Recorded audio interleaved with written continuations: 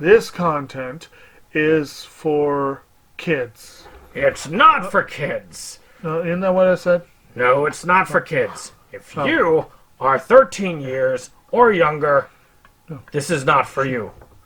Do I have to kill somebody in order to actually make that point across? No, man, you don't have to kill Wait no a one. second. No. When we return to our planet, the High Court may well sentence you to torture. He likes movies, we like movies. SeptumSin versus the world. SeptumSin versus the world. SeptumSin versus the world. SeptumSin versus the world. I'd buy that for $1. Greetings! You're watching SeptumSin versus the world. I'm SeptumSin. This is Kotobukijake. Hey. And we're here to show you what we got. Show me what you got. I want to see what you got. Oh boy. So, we got a lot of stuff here today. We got the stuff. So, I'll let him start us off. Okay. Reach into my pants here. No. A very creative place to... You got some deep pockets if you're storing that. Well, see, I didn't have a bag with me, but yeah. Okay, so the first couple are actually ones I got from him, again, from the recent influx of inherited stuff. And this is one that I have never seen before, but I've heard some things about. And that is called A Boy and His Dog, with that lovely smiley-faced mushroom cloud on there, and a rather kinky tale of survival. I'm a mom. Just sounds lovely, doesn't it? Yes, this is probably the prequel to Spaceballs, isn't it? But Do you know what it reminds me of? what's that? It reminds me of Desert Punk. Do you remember Desert Punk? Yeah, Desert Punk. Yeah, this is like that. I should enjoy it.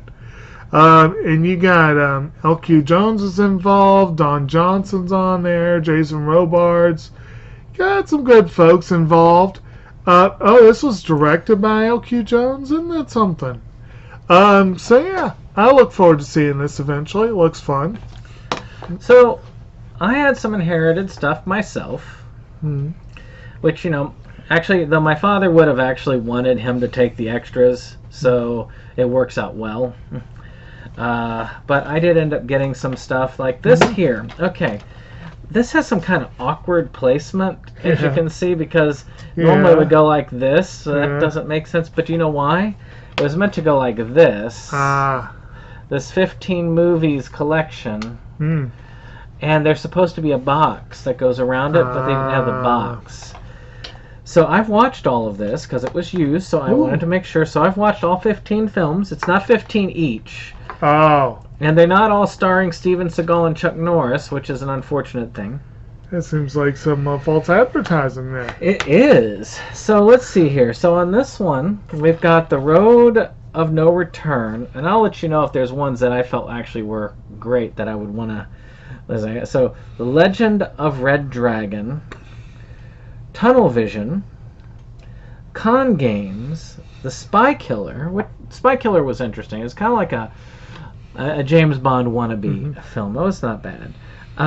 One Down, Two to Go, A Father's Revenge, The Sweeper, and Ed McBrien's 87th Precinct, Ice. I had hardly any of these were any that I would be like, yay, for. So here's the one that has more to it. Driven to Kill, which was the only Steven Seagal film in this entire set. And it wasn't bad. It was a fairly decent film. He plays a Russian mobster, and he's getting revenge. I think I've seen that one, but I don't... Logan's War, Bound by Honor. After the execution of his brother and sister-in-law, Jake Fallon, played by Chuck Norris, trains an orphan nephew to be a martial arts expert. And that wasn't a bad one. I didn't mind that one. And the 2 President's Man movies were on there, and those are Chuck Norris movies that were decent enough. Again, Chuck Norris is more in the position of the trainer, but he takes more of a direct role in these than he does in this one, where he trains this guy. He's like this super secret president's guy who is doing things for the president, the things that most people wouldn't want to do, And he gets a replacement he's training up. Let's see, Road of No Return. Again, not terrible. It was a cute little thing. It kind of reminded me. I can't think of the movie, but it had almost a comic feel to it because these guys are just kind of hanging around in this apartment. It did have a feel. I think you would like this one, Road of No Return. Legend of Red Dragon. This one is about this Japanese female swordswoman, or Korean. I think. Anyway, she's going around and killing people for revenge. Oh, lovely. Then the President's Man, No Line in the Sand. Yes. Tunnel Vision. Yep. Chaos Factor, Con Games, and CIA 2. Target Alexa. Normally, I would look for CIA, but no, I don't want to look for CIA because the other one sucked. So these have some okay films. Oh, sorry, this one only had those 4, A7 Precinct. I was going to say, you repeated some titles there. There's a lot of titles. What do you want? See, okay, this one it shows all the ones that were on this set. This one shows all the ones that are on this set. Pretty much. So yeah. Well, no, actually, that's not how it's. I don't even know how they. I don't know how they decided to deal with this, but it's all right. I mean, they're okay. I'll put them in my collection. Nice. It's not terrible. All right. So next up, the next one from this little grouping is a movie that I sadly have not seen, but I need to. Nan the Barbarian. Oh, classic. Collector's edition, so it's got some stuff on it. Of course, classic Arnold Schwarzenegger film. James Earl Jones. You got some Makos in there. Max von Sydow. That's an interesting grouping there. This is one that I've at least been familiar with the basic idea for some time. But again, I've never actually sat down and watched the film. Didn't this have a cartoon attached to it? Probably. I feel like I did see that. But it'll be good to see it eventually, and it's, if nothing else, it's an essential to have in the collection. So yeah, I would have picked that up, but I actually have the 2-film collection, which has Conan the Destroyer on it, which I like more because it has horror elements to it. It's kind of weird like that. I have an Animu. That I'm putting up. I don't know when I got this. I got this a while back, but I got this save edition of Robotics Notes. So that was pretty cool. I remember that they kept trying to sell the first half in the premium set for $10, which is not bad. But this has the whole series on it, all 22 episodes. So I don't know much about Robotics Notes. Kato and the Keyhole dream of building a giant fighting robot based on the super popular anime. But that's going to be impossible if they don't get more members into their school robot research club. So that sounds like fun. Well, apparently that one and Chaos Head are loosely connected to Steins Gate. And again, the little girl in Steins Gate shows up in this one, apparently. Interesting. Yeah. I did get that premium set, but one day I'll have to watch it. And then the last one from this particular grouping is another one that I need to see, and I feel like it needed to be in the collection regardless, and that is Logan's Run. Yes. Which, of course, you got Michael York, Jenny Agutter, Richard Jordan, Farrah Fawcett Majors, Peter Ustinov. Interesting cast there. This is a film from '76. Like I said, I've heard so much about this over the years and just never seen it. It is going to be one I'll look forward to seeing. And honestly, I see all of these as ones that could very likely be ones we'll be watching on Movies Galore. So that's also a good reason to pick them up when you can. Yeah, after I get my order in from Criterion, the last one that's shipped, I plan on doing one of my rare, like, non-random ones. But I did do random, and I admit I teared up a little bit when I pulled this one because this is a film I got purposely to watch with my father. Never got to, and that was You've Never Had It, An Evening with Bukowski. Yeah. Because I got that specifically to watch with him. And I don't know. It's going to be hard. He really liked Barfly. He worshipped Barfly. So I don't know. I don't know if I'll be able to watch this, to tell you the truth. I'm going to try, but it's just going to be hard. Just like watching Barfly. I don't know if I could do it.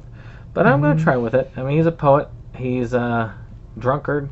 And he definitely follows a lot of life that my father likes. But if you want to hear more about Barfly, Inside Movies Galore did a review on it. We did. All right. And now, okay, so Rightstuf is in the midst of their birthday sale right now. I technically have yet to order a single damn thing from this sale.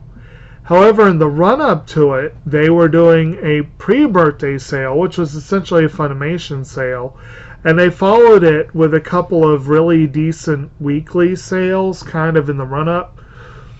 And one of the reasons I have yet to do anything with the birthday sale is that Rightstuf is,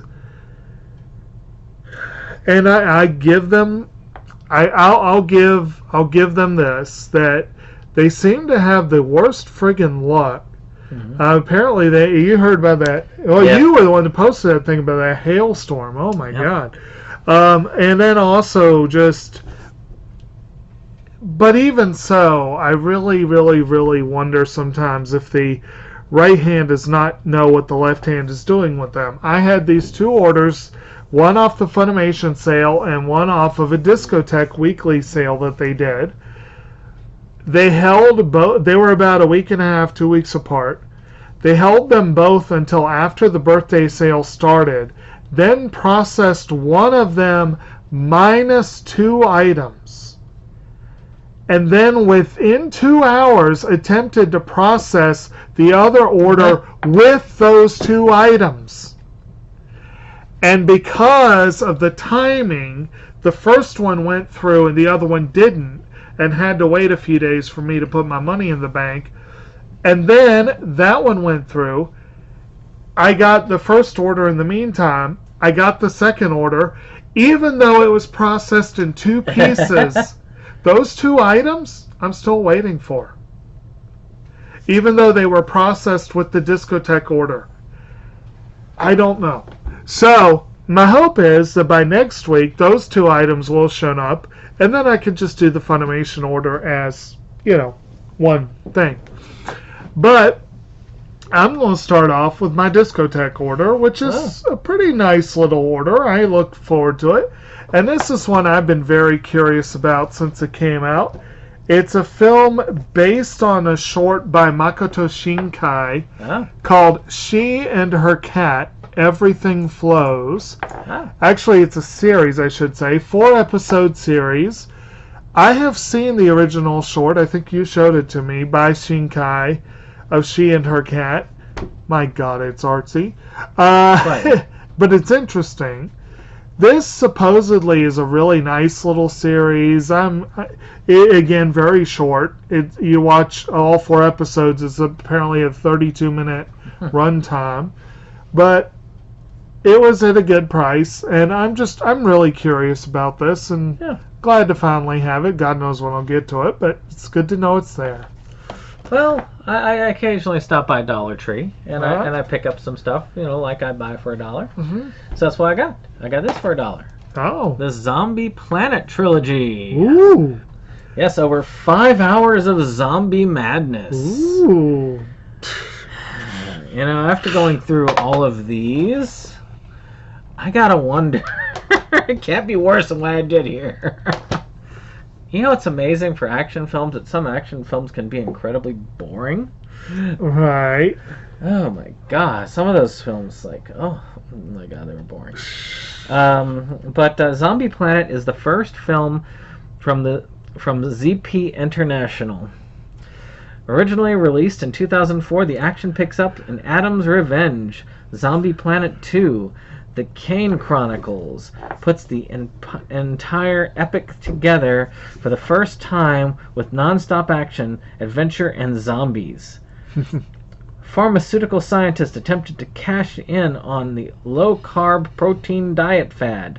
They developed an enzyme that eventually became the oral medication dopatrifdazine, also known as the carb crave killer.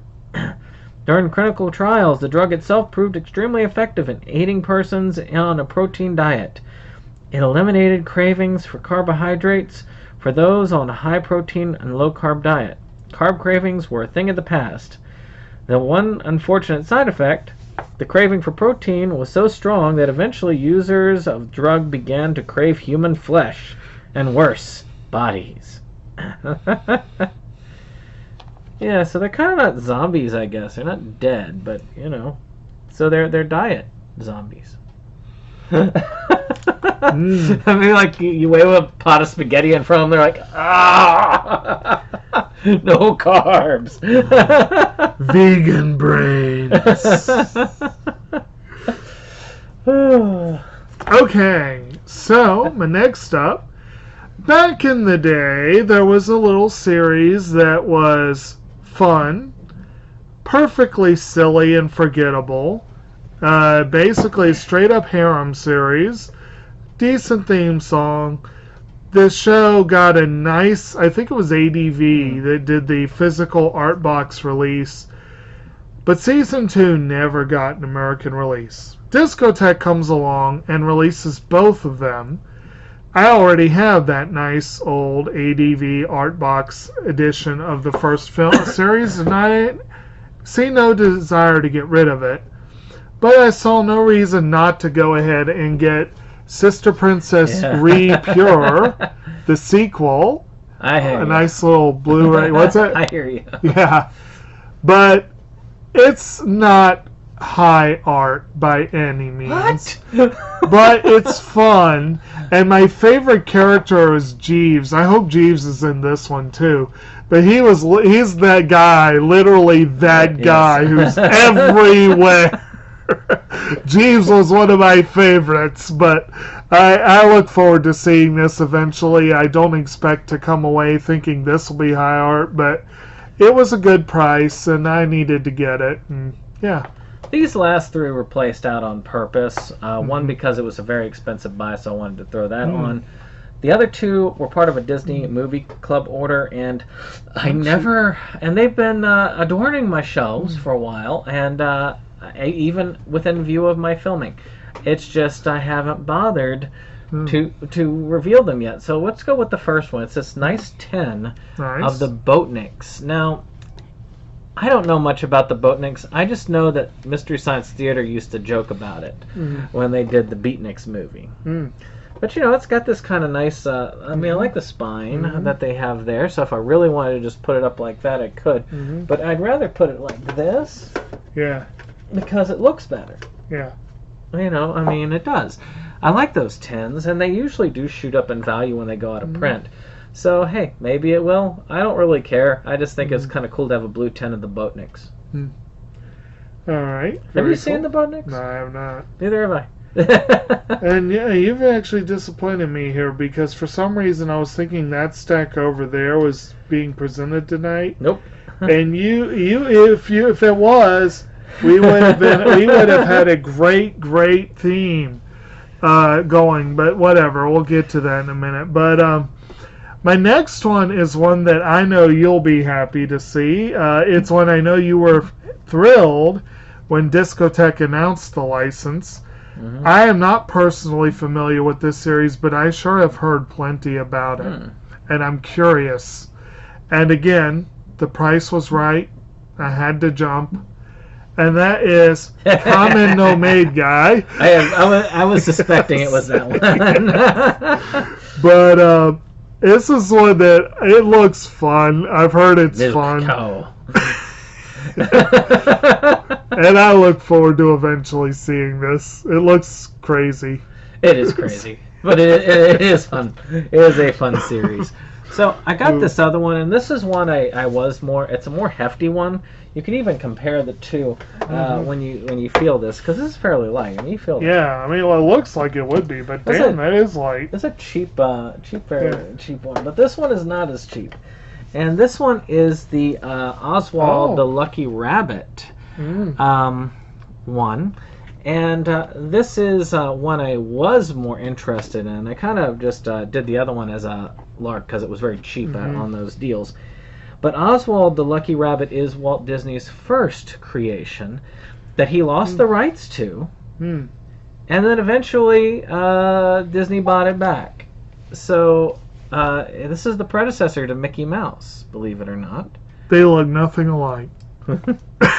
And so we can actually, I can actually look in here and I can see here. So now for the first time ever on DVD, we present a premiere collection of Disney's Oswald shorts, all featuring new scores, compositions especially for this release. The long-lost rabbit's life story from his birth to his long-awaited return to Disney, and a documentary on the legendary UB Iwerks are revealing portraits of one of the most important stars in Disney's menagerie. Now, I do want to get that updated Fantasia like you've got, just so I can have Steamboat Willie. Right. But, I mean, feel that. Compare that one. That's got a little more solid. Yeah. Definitely a little more. I think this one's a little bit better built, tell you the truth. So, you know, it is a treasure, I think. That's not on the treasures line. So this is in the actual treasures line, and a lot of the ones that are out of print on the treasures line are worth quite a pretty penny, unfortunately. Cool. But this one, I figure it's worth having in the collection. It is a piece of history. Cool. All right. So for my last one, I'm not going to go into specifics here because I don't want to ruin his surprise down the road.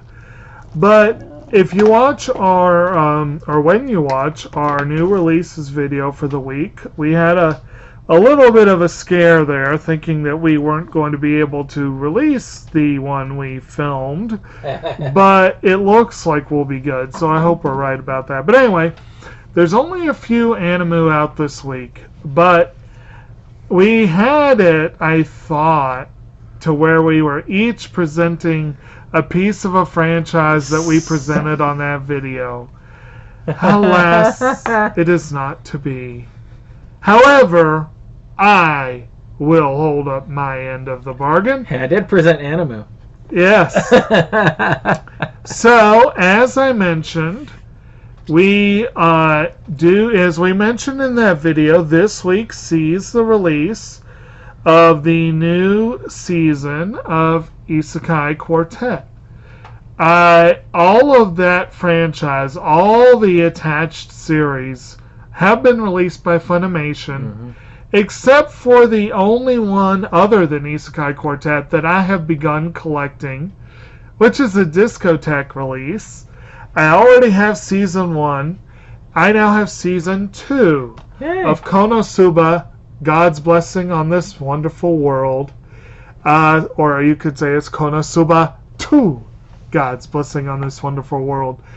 I've seen a little bit of this series. I haven't sat and watched it. I've just seen a few bits and pieces. But it looks really, really fun. And if I'm going to pick one of the series to watch before Isekai, this one is probably the top one. I do want to see the Saga of Tanya the Evil, and I do want to see Rising of Shield Hero. The other two, more like, But I want to see them all eventually, just in terms of, like, really want to see. But I really want to see this. And when this came down to a reasonable price, that really was what triggered my purchase, because I was like, I already have season 1. I want to get it. I'll admit, Discotheque didn't throw that one at a high price point to begin with. No, it wasn't that bad. Going down on sale, it probably was even cheaper. Right. All right, so I have been wanting one of these for a while, but it's normally $200, and I'm not going to pay $200 for a controller. But I finally did go ahead and get an Xbox Elite Series 2 controller, which, by the way, does work just as well on the Xbox Series X. It is a pretty fancy controller. So I want you to compare. This is a regular Xbox Series X controller. Okay. Doesn't look much different from the Xbox One controller, to tell you the truth. Pretty much. Decent feel, right? Like how that feels, right? Yeah. Okay. Pretty good. So this is the Elite controller. Got more heft to it, doesn't it? A little bit. It's got those triggers on there, which is nice. Got the little triggers on the bottom, which you can map to whatever buttons you want. A nice textured feel too.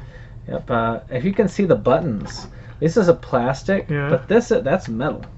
Huh. And that's It's a heftier one too. Good times. And this requires AA batteries, and this is rechargeable.